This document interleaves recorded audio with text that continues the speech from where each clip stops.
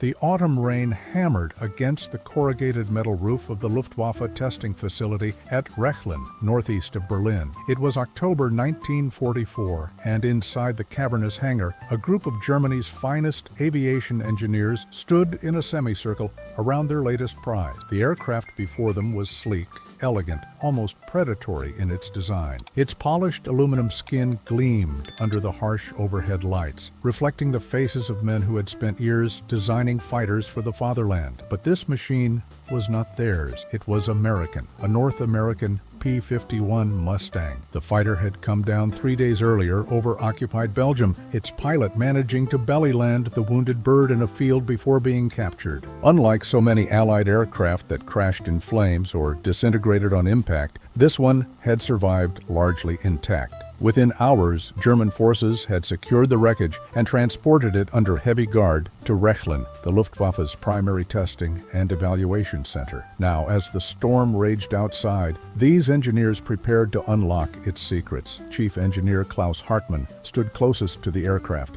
his weathered hands clasped behind his back. At 52, he had been designing aircraft engines since before the Great War, and he had seen the evolution of aerial combat from fabric-covered biplanes to the metal monsters that now ruled the skies. His steel-gray eyes studied every rivet, every panel, every curve of the Mustang's fuselage. But it wasn't the airframe that interested him most. It was what lay beneath the cowling, the heart of this machine, the engine that had allowed American fighters to escort their heavy bombers all the way to Berlin and back, the Rolls-Royce Merlin. Hartmann had heard the reports from the front. He had read the debriefings from Luftwaffe pilots who returned from missions with haunted eyes and tales of American fighters that seemed to come out of nowhere, appearing at altitudes where German aircraft struggled to breathe, maintaining speeds that made pursuit futile. The Mustang had become a specter haunting the German Air Force, a silver ghost that materialized over Germany's cities and industrial centers, protecting the American bomber streams that pounded the Reich into rubble day after day. But intelligence reports could only tell you so much. Numbers on a page, specifications written in cramped handwriting, second-hand accounts from captured pilots who might or might not understand the technical details of their own aircraft. No, to truly understand your enemy, you had to hold his weapon in your hands, to take it apart piece by piece, to see with your own eyes what made it superior. And superior it was. Hartmann knew this in his bones, though he would never say it aloud. To admit that the enemy had surpassed you was to invite defeatism, and defeatism in the Third Reich had consequences. But here, among his fellow engineers, men of science and precision, there was an unspoken acknowledgement that something had shifted in the balance of air power. The hangar fell silent as Hartmann's assistant, a young engineer named Friedrich Faber, approached with a toolbox. Faber was 26, brilliant, a prodigy who had graduated top of his class from the Technical University of Munich.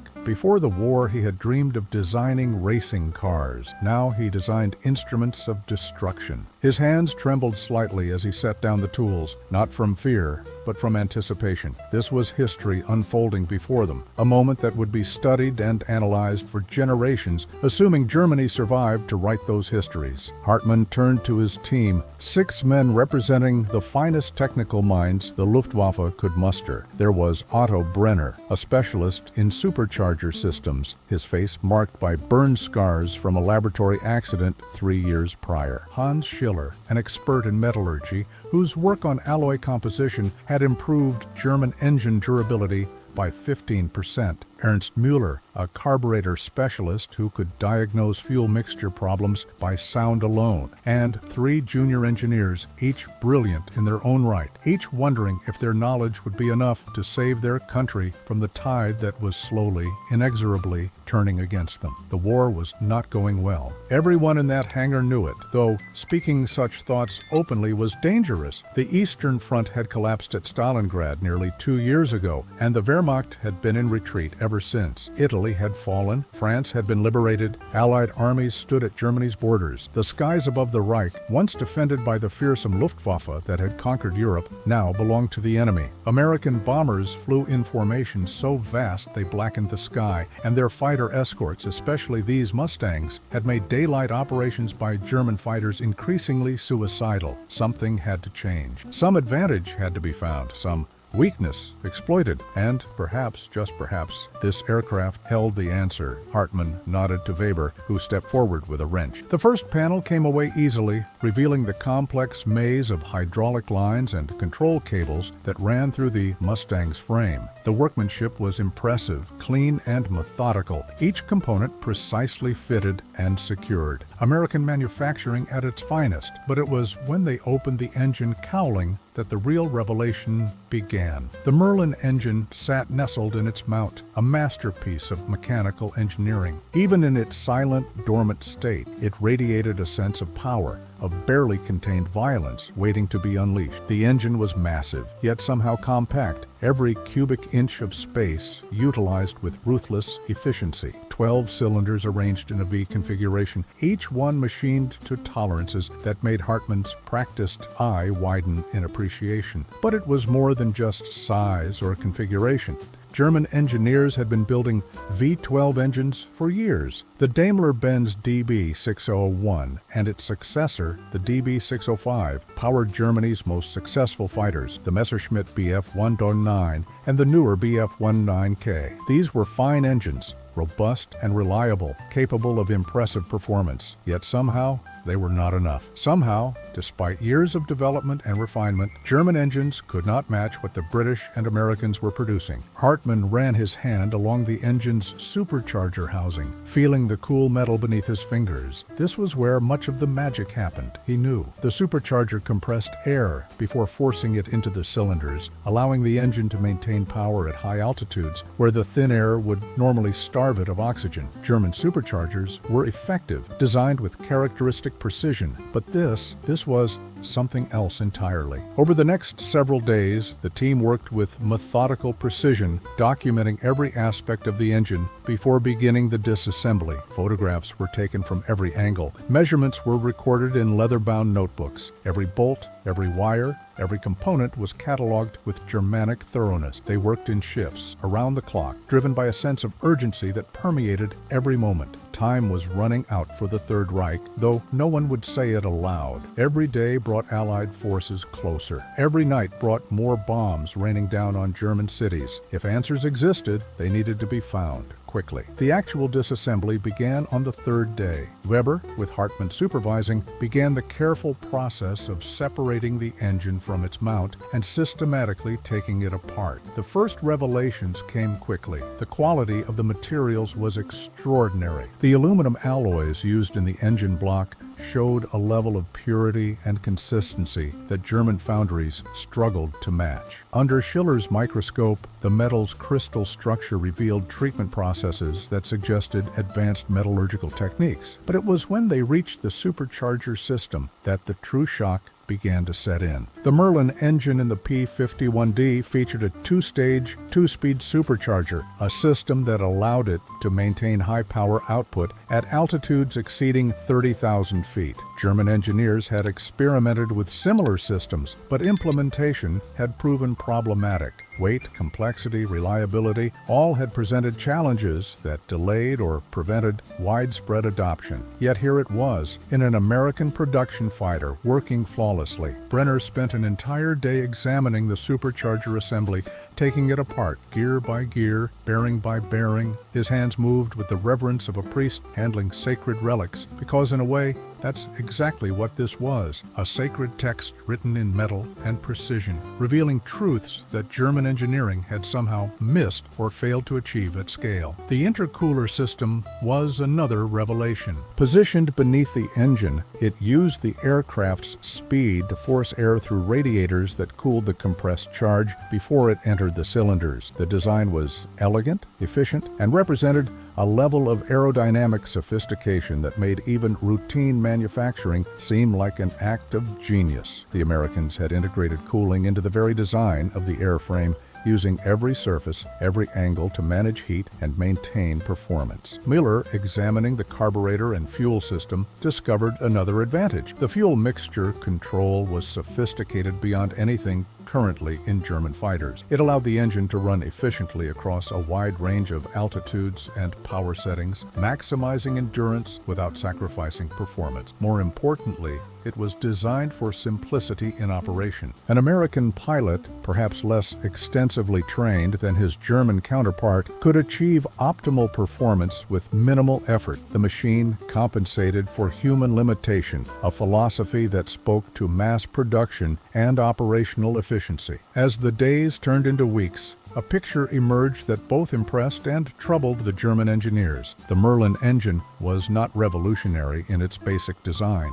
The British had based it on principles that had been understood for years. What made it exceptional was the execution, the attention to detail, the quality of materials, and most tellingly, the production capacity behind it. Every component they examined showed signs of mass production, yet without the usual compromises in quality that such production methods often demanded. Castings were uniform and precise. Machined surfaces were smooth and accurate to within thousandths of an inch. Bearings were perfectly formed with lubricating properties that suggested advanced material science. This was not a hand-built racing engine crafted by master mechanics working with unlimited time and resources. This was a production engine, one of thousands, perhaps tens of thousands, rolling off assembly lines in Britain and America. And that realization struck at the heart of Germany's predicament. It wasn't just that the Allies had designed a better engine, it was that they could produce these better engines in quantities that Germany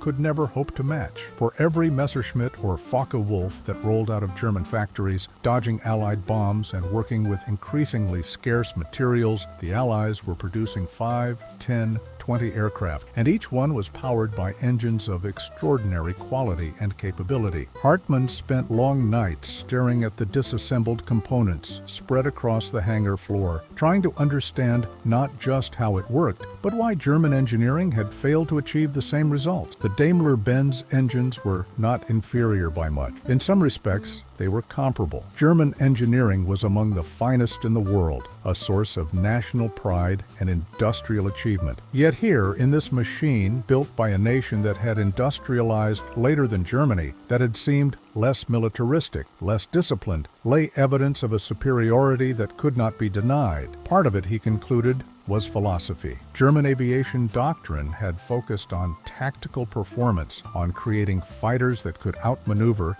and outfight enemy aircraft in close combat. Speed, climb rate, agility at lower and medium altitudes, these were the priorities. The concept of escort fighters, of long-range operations deep into enemy territory, had seemed less important. Germany's wars had been fought close to home, with the Luftwaffe providing support for ground operations, maintaining air superiority over relatively short distances. The Allies, particularly the Americans, had different requirements. They needed fighters that could escort bombers on missions lasting 6, 7, 8 hours or more. They needed engines that could maintain power at the extreme altitudes where bomber formations flew, seeking safety from anti-aircraft fire. They needed reliability because a fighter that broke down over enemy territory was a fighter lost, and worse, a pilot lost. These requirements had driven design decisions that prioritized different characteristics. The two-stage supercharger allowed high-altitude performance. The efficient cooling system and careful fuel management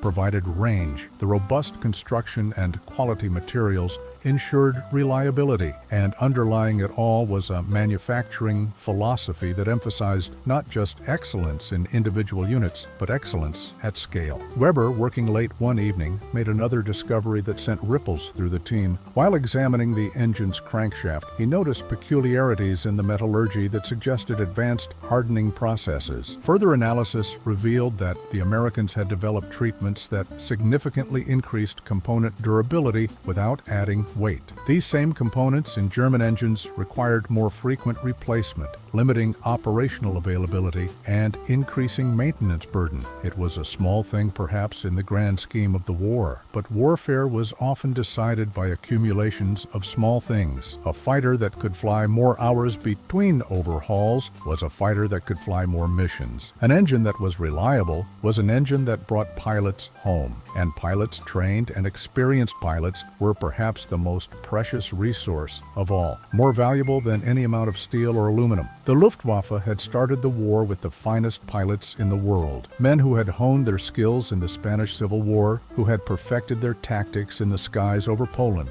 and France and Britain. They had been masters of their craft, feared and respected. But years of brutal attrition had taken their toll. The old hands were mostly gone now, fallen in flames over Russia or the Mediterranean or Germany itself. The new pilots, rushed through abbreviated training programs with insufficient fuel for practice, were brave but inexperienced.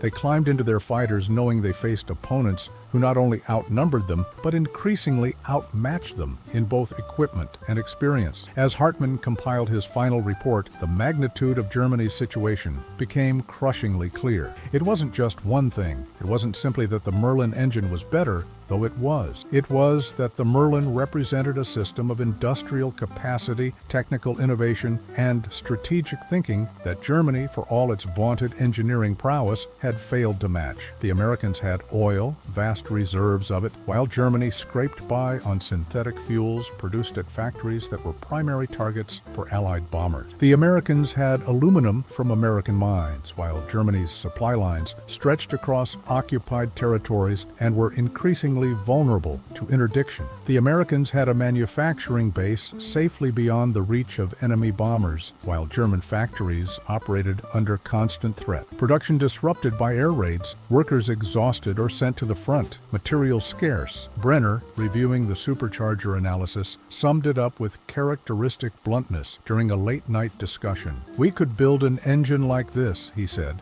his scarred face illuminated by the harsh light of a desk lamp. "We have the knowledge, the skill, the engineering expertise, but we cannot build 10,000 engines like this. We cannot build them quickly enough, with consistent enough quality, using the materials we have available, and that is why we are losing the sky." The words hung in the air, dangerous and true. Losing. It was a word that could get you reported, investigated, perhaps sent east to a punishment battalion where redemption came through destruction. But here, among men who dealt in measurements and mathematics, in tolerances and thermodynamics, the truth was unavoidable. Hartmann included this analysis in his report, though he phrased it carefully, clinically, wrapping harsh realities in technical language. He described the Merlin's advantages in precise detail. He outlined the production techniques that enabled such quality at scale. He noted the material sciences that contributed to superior performance and reliability. He documented everything, because that was what engineers did. They observed, measured,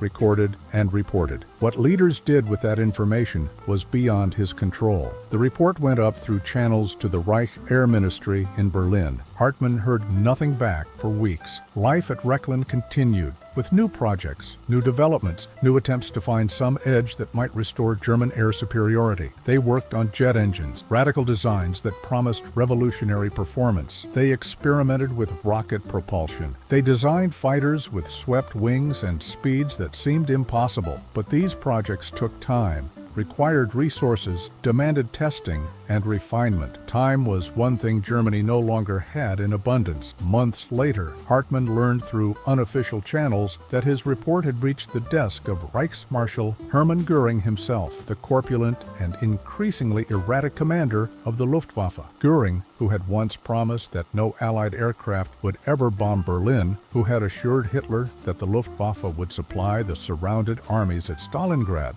who seemed to live in a fantasy world where German superiority was an article of faith rather than an engineering problem.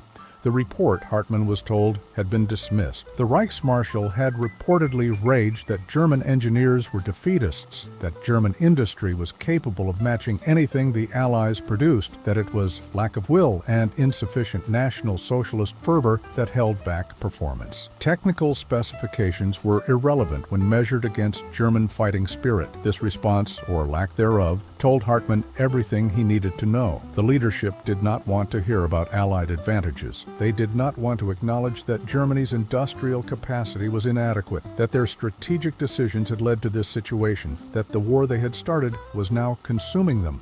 They wanted miracle weapons and victory, not careful analysis of why those victories were becoming impossible. The winter of 1944 gave way to spring of 1945. Allied armies crossed the Rhine. Soviet forces pushed westward from the east. The skies over Germany filled with Allied aircraft, thousands of them flying with impunity. German fighters rose to challenge them, brave pilots in increasingly obsolete machines, dying in numbers that would have been unthinkable 5 years earlier. The P-51 Mustangs were everywhere now, silver harbingers escorting the bomber streams, ranging ahead to strafe airfields, trains, and convoys, dominating the sky with an effortless superiority that spoke to all the advantages Hartmann had identified in his report. Their Merlin engines drove them forward at speeds and altitudes where German fighters struggled. Their range took them anywhere, over the shrinking Reich. Their reliability kept them flying mission after mission, while German aircraft sat grounded for lack of fuel or spare parts or both. In April,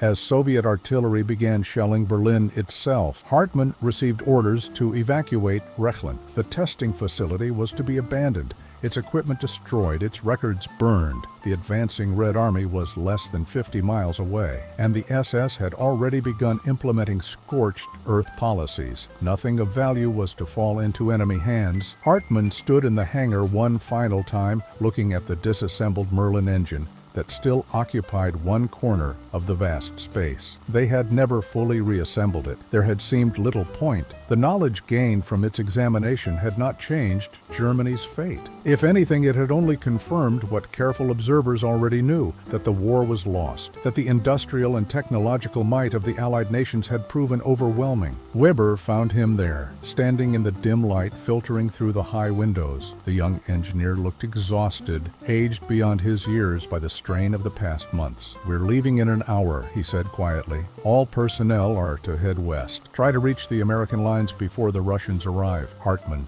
nodded slowly. West to the Americans, who flew the Mustangs, who had the industrial capacity that Germany lacked, who represented a future that did not include the Third Reich. It was ironic, in a grim way. The nation whose aircraft had proven so superior might now become their salvation, offering captivity instead of the vengeance that Soviet occupation promised. "What do we do about this?" Weber asked, gesturing at the engine components. "Leave it," Hartmann said. "Let whoever finds it marvel at it as we did. Perhaps they will learn from it as we tried to." They turned and walked toward the hangar doors, leaving behind the mechanical marvel that had revealed so much. Outside, trucks were loading up with whatever documents and equipment could be salvaged. Personnel were gathering, preparing for the journey west, hoping to survive the war they had helped enable. Years later, after the surrender, after the occupation, after the trials and reconstruction, Klaus Hartmann would sometimes be asked about his time at Rechlin, about the aircraft and engines he had examined. He would describe the P-51 Mustang, that sleek predator with its powerful engine, and people would ask him the obvious question: why had Germany lost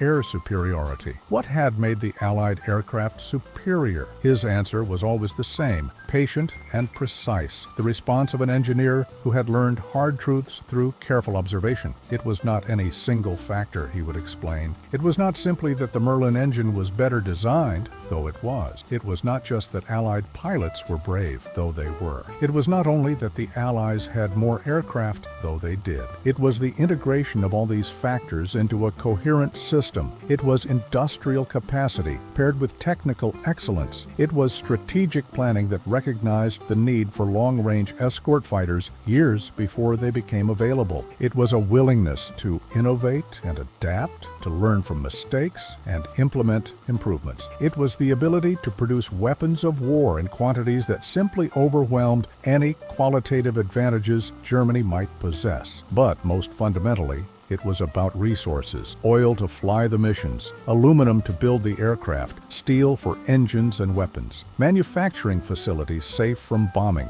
a population that could sustain both military forces and industrial production without collapsing from exhaustion or starvation. All the things that Germany, for all its engineering skill and tactical brilliance, had lacked. The Merlin engine had shown them all of this, written in metal and precision. Every component, every design decision, every manufacturing technique had told a story of a nation that could afford to build excellence at scale. Germany could build excellent engines, could design brilliant aircraft, could train skilled pilots, but they could not do all of these things simultaneously, continuously, while fighting wars on multiple fronts, while their cities burned, while their supply lines crumbled. In the end, The story of the Merlin engine was not really about superior engineering, though that was part of it. It was about the foundations that enabled that engineering to flourish. It was about economic power, strategic resources, industrial infrastructure, and the political decisions that either preserved or squandered these advantages. The German engineers at Merlin had seen all of this in those weeks they spent examining the P-51's heart. They had recognized the truth that their leaders refused to acknowledge. The war had been lost not on the battlefield, but in the factories, the mines, the oil fields. It had been lost in strategic decisions made years earlier, in assumptions about the nature of modern warfare that proved catastrophically wrong. The Mustangs continued to fly long after Germany surrendered. They served in other conflicts, in other wars. The Merlin engines powered aircraft for decades, their designs so sound, so thoroughly developed, that they remained competitive, even as jet engines began to replace piston power. Some are still flying today, lovingly maintained by enthusiasts who understand that they represent not just a triumph of engineering, but a pivotal moment in history. And in museums and private collections, you can still find P-51 Mustangs, gleaming silver birds frozen in time. If you look closely at one, if you imagine the complex machinery hidden beneath the cowling, you can understand what those German engineers felt that rainy October day in 1944. You can sense the moment when technical excellence confronted technological reality, when the scales fell from eyes long blinded by propaganda and wishful thinking. The Merlin engine had not won the war by itself. No single weapon, no matter how superior, can do that. But it represented all the factors that did win the war, all the advantages that the Allied powers possessed and employed with devastating effect. It was a mechanical embodiment of industrial might, strategic foresight, and the accumulated decisions of nations that had prepared for a long war and possessed the resources to wage it. Klaus Hartmann died in 1972, an old man in a world transformed by the war he had witnessed. In his final years, he worked as a consultant for Mercedes-Benz, applying his knowledge of engines to civilian purposes, helping to build the industrial powerhouse that West Germany became. He rarely spoke of the war, of the aircraft he had examined, of the knowledge that came too late to matter, but he never forgot that Merlin engine spread out on the hangar floor at Merlin. He never forgot the moment when careful measurement and methodical analysis revealed truth that ideology could not accept. He never forgot the lesson it taught, that engineering excellence must rest on foundations of resources, capacity, and strategic wisdom. The engine had spoken to him across the barriers of language and nationality, engineer to engineer, in the universal language of mathematics and mechanics. It had told him why they were losing the sky. Not because German pilots were less brave, not because German engineers were less skilled, but because Germany had entered a war it lacked the resources to win, had made strategic errors it could not correct, had burned through its advantages until nothing remained but courage and determination, which, however admirable, could not overcome material reality. Today, when historians examine why Nazi Germany lost the air war, they point to many factors. They discuss pilot attrition and fuel shortages. They analyze strategic bombing and the two-front war. They consider doctrine and tactics and technology. All of these are true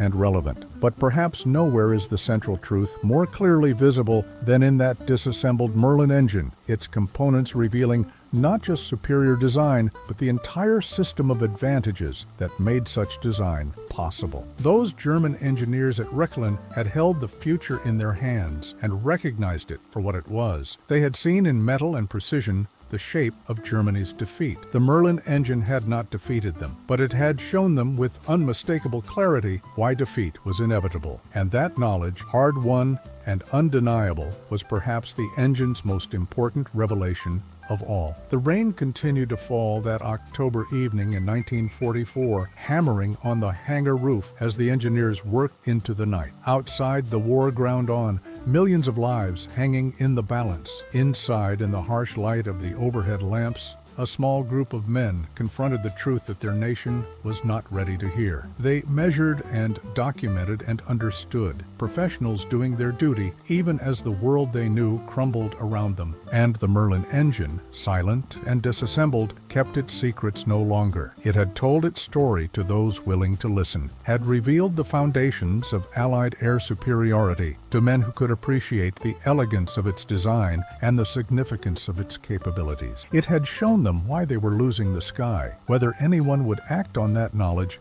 was beyond the engine's purpose. It existed to fly, to power one of history's finest fighter aircraft through the air at speeds and altitudes that dominated the battlefield. That it also served as a testament to industrial capacity and strategic foresight was perhaps not something its designers had considered. But history has a way of finding meaning in unexpected places, of making symbols out of machines, of revealing truth through careful examination of physical evidence. The German engineers at Rechlin had sought to understand their enemy's advantages. In doing so, they had discovered not just technical specifications, but the fundamental reasons why their cause was doomed. The Merlin engine had given them this knowledge, had spoken across the barriers of war with unmistakable clarity. What they did with that knowledge, what Germany did with that knowledge, would determine how the final chapters of the war were written. But the engine itself remained unchanged, magnificent in its design, awesome in its capabilities, a mechanical poem written in aluminum and steel. And in the end, that was perhaps the most important lesson of all. Excellence speaks for itself, transcending politics and propaganda, revealing truth to those with eyes to see and the courage to acknowledge